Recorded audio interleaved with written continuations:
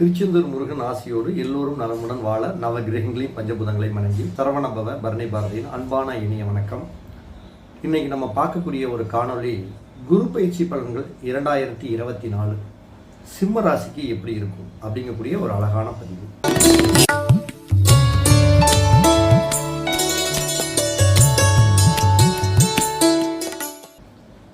பொதுவாக சிம்ம ராசி காலச்சக்கரத்துடைய 5வது ராசி. அந்த சிம்ம ராசினாவே முதல்ல தலைமை பண்பு அப்படிங்கக்கூடிய ஒரு விஷயத்தில் அவங்க டாமினேஷன் இருப்பாங்க.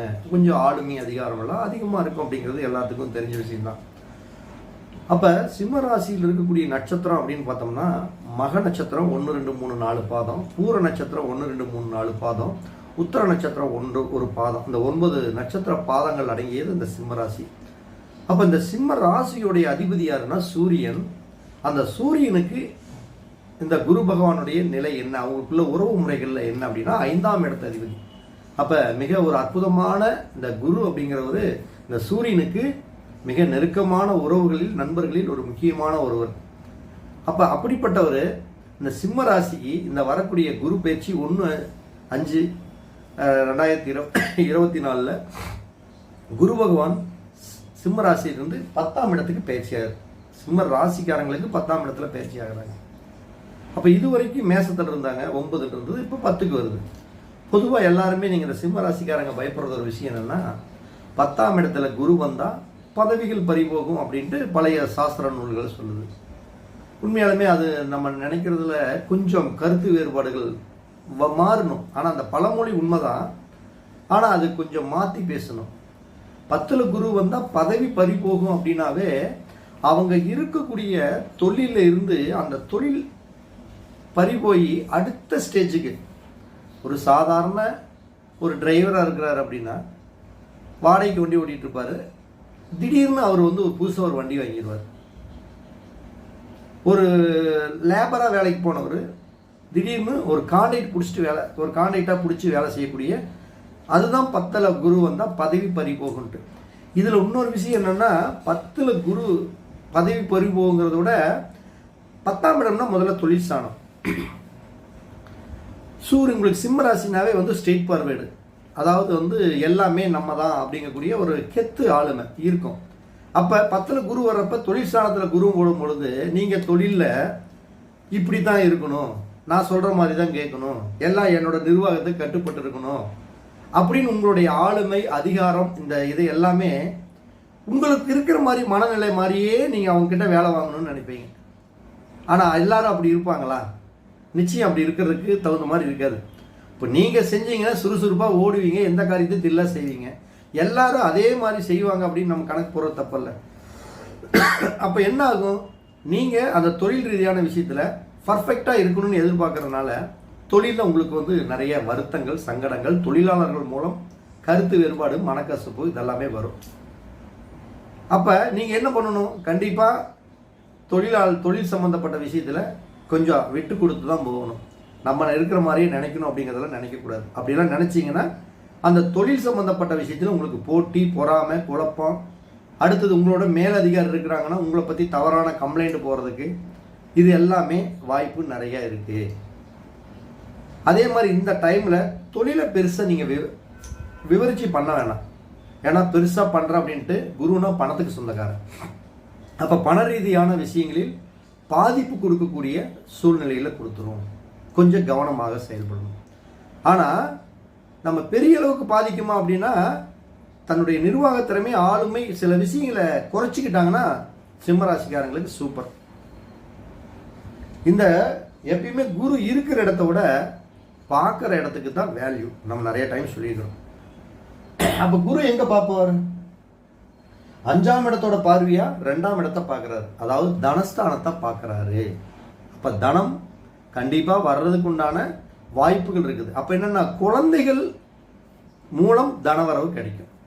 குழந்தைகளுடைய வளர்ச்சி, குழந்தைகளுடைய திருமணத்துக்காக காத்துட்டு இருக்கிறவங்க, அப்போ அடுத்தது குழந்தைகள் வேலைக்காக காத்துக்கிட்டு இருக்கிறவங்க, இவங்களுடைய குழந்தைகளே இருந்தால் கூட ஒரு வேலை வாய்ப்பு, அந்த குழந்தைகள் மூலம் ஒரு செல்வாக்கு, பொருளாதார மேம்பாடெல்லாம் உருவாகிறதுக்கு உண்டான வாய்ப்பு இருக்கும். ஒரு கல்யாணம் ஆகலை அப்படின்னா நிச்சயம் அவங்களுக்கு ஒரு திருமண பந்தங்களை நிச்சயமாக கொடுக்கும். பண ரீதியான வெற்றிகளை கொடுக்கும். அது யாரோட வீட்டில் இருக்குது? புதனுடைய வீட்டில் இருக்குது. அப்போ மாணவர்களுடைய கல்வி நிலை அப்படிங்கிறது மிகப்பெரிய அளவுக்கு வளர்ச்சி அடையக்கூடிய சூழ்நிலைகள் இருக்கும். சில நண்பர்கள் நிலம் வாங்கக்கூடிய அமைப்பு, பூமி வாங்கக்கூடிய அமைப்பு, சொத்து வாங்கக்கூடிய அமைப்பு, இது எல்லாமே கொடுத்தே தீரும். ஏன்னா 4ஆம் இடத்தையும் பார்க்குறார் குரு பகவான். அப்போ 4ஆம் இடத்தை பார்க்கும் பொழுது குரு பகவான் உங்களுக்கு பூமி, வீடு, கிரக பிரவேசம் பண்ணுறது, இது மாதிரி ஒரு கொடுப்பனையெல்லாம் உங்களுக்கு உண்மையாலுமே காத்துக்கிட்டு இருக்குது. சிறப்பாக பண்ணலாம். 6ஆம் இடத்தையும் பார்க்குறாரு.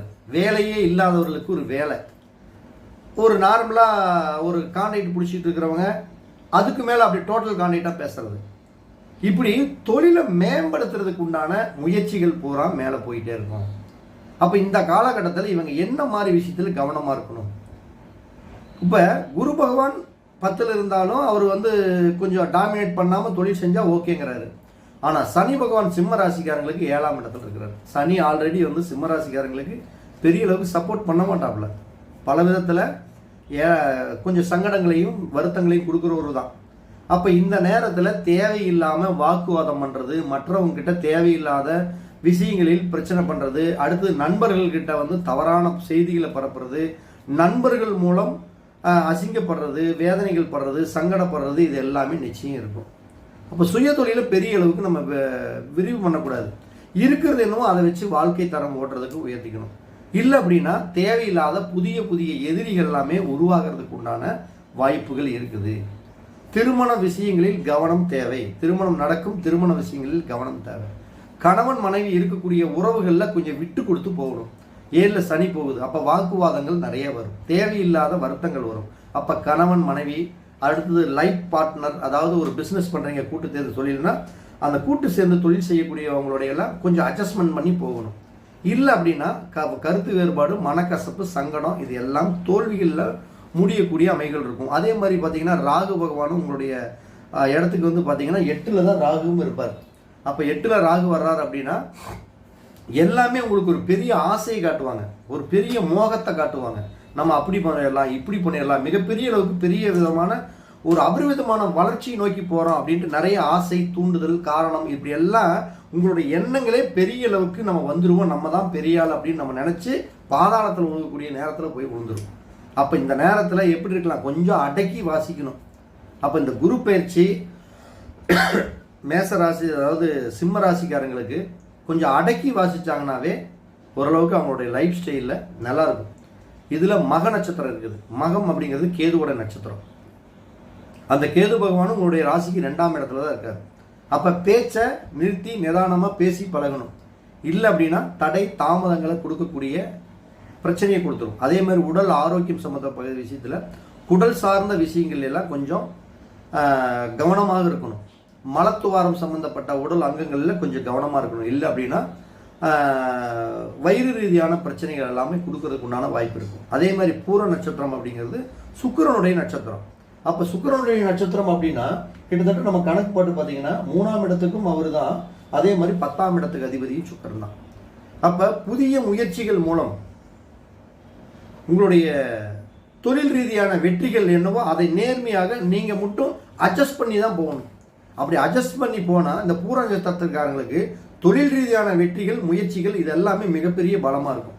அதே மாதிரி இந்த சிம்மராசிக்காரங்களுக்கு மனைவி வழியில் ஒரு திருமண ஒரு யோகமாக இருக்கட்டும், மனைவி மூலம் ஒரு வேலையாக இருக்கட்டும், வரக்கூடிய மனைவி தொழில் சார்ந்த வேலைகள் இருக்கக்கூடிய மனைவி, அதன் மூலம் ஒரு லாபம், இது எல்லாமே இந்த சிம்மராசிகளுக்கு வரக்கூடிய மனைவி மூலம் ஒரு ஏற்றங்கள் கிடைக்கும்.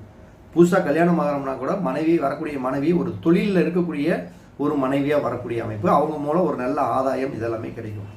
அதே மாதிரி உத்தர நட்சத்திரம் இருக்குது. உத்தர நட்சத்திரங்கிறது உங்களுடைய சூரியனுடைய நட்சத்திரம் தான். அப்போ இந்த நட்சத்திரத்துக்காரங்களுக்குமே எப்பயுமே அட்ஜஸ்ட்மெண்ட்டு தேவை. அப்போ ஒட்டுமொத்தமாக அந்த குரு பயிற்சி அப்படிங்கிறது சிம்ம ராசிக்காரர்களுக்கு முடிந்தவரை தேவையில்லாத விஷயங்களில் மூக்கை நுழைக்காமல், அடுத்தவர்களுடைய விஷயத்தில் தவதூறு பேசாமல், செய்யக்கூடிய தொழில் ரீதியான விஷயத்தில் நம்ம இருக்கிற மாதிரியே எல்லாம் இருக்கணும் அப்படின்னு ஆசைப்படுறது, இது எல்லாமே முடிஞ்ச அளவுக்கு குறைச்சிக்கிட்டிங்கன்னா சிம்மராசிக்காரங்களுக்கு நல்லாயிருக்கும். இல்லை அப்படின்னா சனி பகவானும் 7ல் போயிட்டுருக்காது. இரவு நேர பயணங்களை தவிர்த்துக்குங்க. தேவையில்லாத வாக்குவாதங்களை இருந்துங்க. அடுத்தது வண்டி வாகனங்களில் முன்னெச்சரிக்கை தேவை. அப்போ இந்த குரு பயிற்சி அப்படிங்கிறது தொழிலில் வந்து பதவி பறிபோகும் நீங்கள் நினைக்கவே வேணாம். பதவி பறிபோகும் அப்படின்னா உங்களுடைய பதவி கீழே, அதாவது அந்த பதவி விட்டு அடுத்த ஸ்டேஜுக்கு போகிறீங்க அப்படிங்கிறது அர்த்தம். இதுதான் அர்த்தம். அப்போ அட்ஜஸ்ட்மெண்ட் போனீங்கன்னா நீங்கள் தொழில் ரீதியான வெற்றிகள் அடையலாம். அப்போ இந்த குரு பயிற்சி நான் சொன்ன மாதிரி விஷயத்தில் மட்டும் கொஞ்சம் கவனமாக இருங்க.